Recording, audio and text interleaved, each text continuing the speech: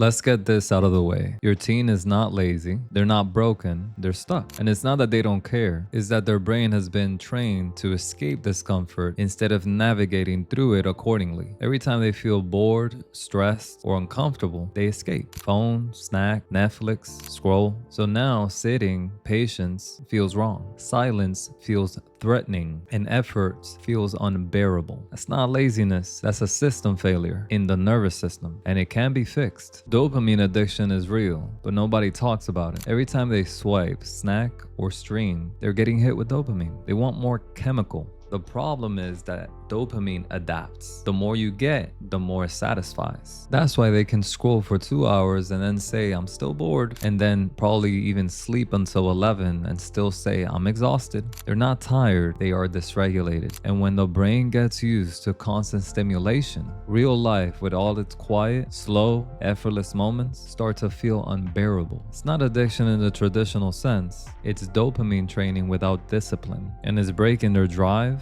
their confidence, and their ability to finish what they start. Signs your teen is caught in the wrong loop. You've probably seen it already. They procrastinate on simple tasks. They quit things as soon as they feel hard. They're always feeling busy, but nothing's getting done. They numb out with scrolling, food, games, distractions, which then leads to feeling moody, snappy, or emotionally unstable, or emotionally numb or flat. Here's what's really going on. They've lost relationship with effort. They don't trust themselves to finish things. And without the trust, their identity starts to collapse. They feel lost, but they're not going to say that to you directly. They'll say, I'm fine, but they're not. They're stuck in a loop, and it's your job to guide them to break it. So what SCBGs are and how they rebuild self-trust. The way out isn't through motivation. Motivation isn't reliable because it comes and goes. It is unreliable. It is transient. So the way out isn't through more motivation. It's through structure and a system that works with the brain, not against it. I teach something called SCBGs, sacrificial and compensational behavioral goals. So sacrificial, they are the things that you don't want to do, but that need to do. Those get done first in the day, especially in the beginning hours of the day, while willpower is still high. Things like working out, studying, journaling, making their bed, doing the tasks that they've been putting off, the ones they've been procrastinating on. Then writing tomorrow's SCBGs, written down firmly on paper, making that schedule ahead of time to not have to ruminate and overthink about it. You can even include like going out and taking a walk out in the sun, pushing movement at the beginning of the day. This is how they train the mind to stop avoiding discomfort. In the compensational side, they are doing things that they enjoy doing, but they still get accustomed to delaying gratification even further. They still get to them, but the thing that they love doing most, it comes last. That could be playing video games. For many, watching a show, hanging with friends. If that's the one they like the most, it gets delayed. So you can start with reading a book that they're interested in, listening to their favorite music, going to the pool and chilling there, reading something fun, eating their favorite dinner. That dopamine spike after the structure is honored. SCBGs don't restrict pleasure, they reorder it. They teach the brain pleasure comes from earned peace, not impulsive escape, and that rewires everything. Discipline isn't control, it's self-respect. Let me say this straight. Your teen doesn't need to be controlled. They need to be equipped. They need a system that teaches self-respect through follow-through. And here's the problem no one's saying. You're waiting for your teen to get motivated,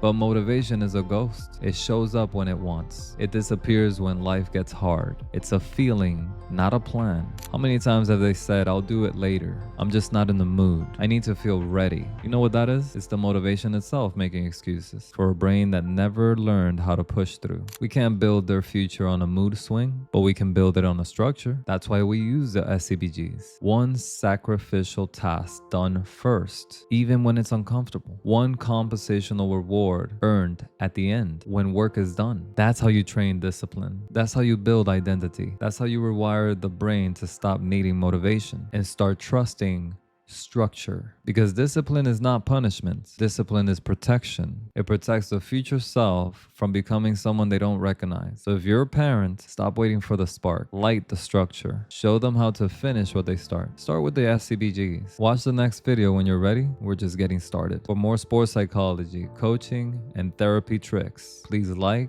subscribe, and comment. I will see you soon on the next video. And thank you for watching.